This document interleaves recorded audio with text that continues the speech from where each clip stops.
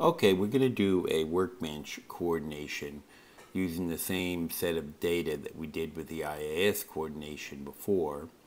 The main difference between IAS and Workbench is you have to create an inventory in Workbench. So I've created an inventory of the Sennheiser 2000s, the base station, the UR4Ds, and the SLXs. I'm now going to add the in-ear monitors, which are the Shure PSM 1000s in the G10 band, and we had 10 of those.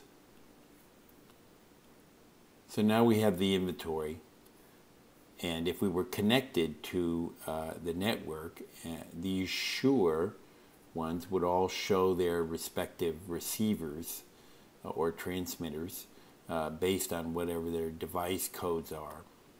But right now we're doing it offline.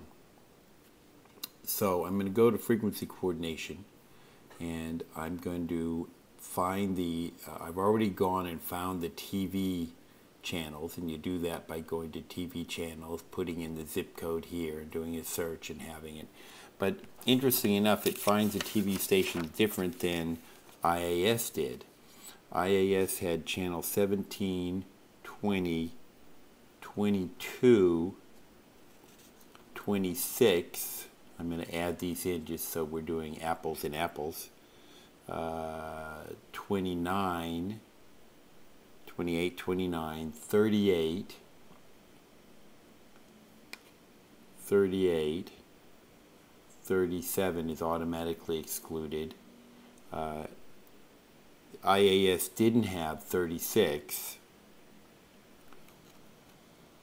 So I'm going to turn that off now. Here we have 42, 45, and 46, and it didn't have 47. So whether or not these things are right, the best way to do it is with a scan on site, but just for comparison purposes we'll do that. So now we have our TV stations marked here, and we're going to add the frequencies from inventory.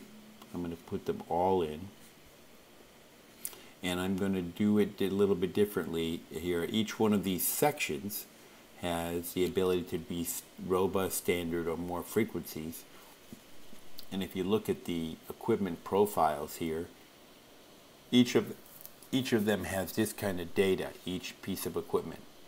So if I do a Shure UR4D in the G1 band, for instance, in the more robust mode it does this, including triple beats. In the standard it does that, including a lesser triple beat. And in more frequencies it only does third order. So that's how you get the changes here. And if I clear this, these are the default ones here, which are much more stringent, so wider bandwidth, etc. So, but we're going to do these more frequencies for those.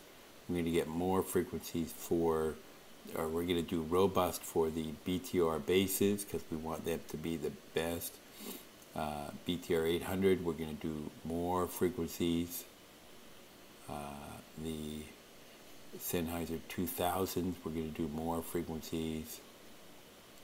And the 1000, we're going to do robust. And the UHFRs, we're going to do more frequencies. So now I'm going to go ahead and do the calculate. And it takes a little while here. It takes probably comparable amounts of time as IAS, but IAS is doing the calculation every time you select one of these sections here, so you don't really notice it here. We seem to be missing some of these frequencies here, particularly in the PSM 1000. It couldn't find enough frequencies for all of them, and one of the 2000s it couldn't find, and all the rest it seemed to be able to find. And the only way I can think this is happening is that in IAS it offers you a list of frequencies to select from, and I took the closest frequencies to each other, whereas this here is going to select frequencies across the entire band. So here, for instance, here in the 2000s, if I alphabetize this here, it goes from 516 to 553. If I look at the Sennheiser 2000 profile,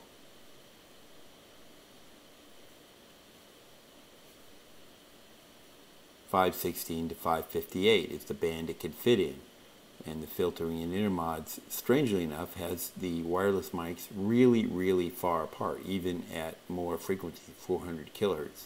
I would say 300 would be acceptable if you were going for more frequencies. But it's also looking for triple beats on these, so I don't quite understand how that becomes more frequencies. You can't just do plain throat order. And strangely enough, I haven't been able to figure out how to edit this list here to make it different. So we've come out with a set of frequencies where we don't have everything we need to do the show. And the solution in Wireless Workbench is we have to pick a different band for our, for instance, our PSM 1000s, a band maybe up in here to get the same thing. Other than that, it's a pretty straightforward program, but obviously it's not doing it the same as IAS. I'm not going to go into how it's all exported and everything, because I spoke a moment ago about how it populates directly into the Shures, but that's the coordination on Wireless Workbench.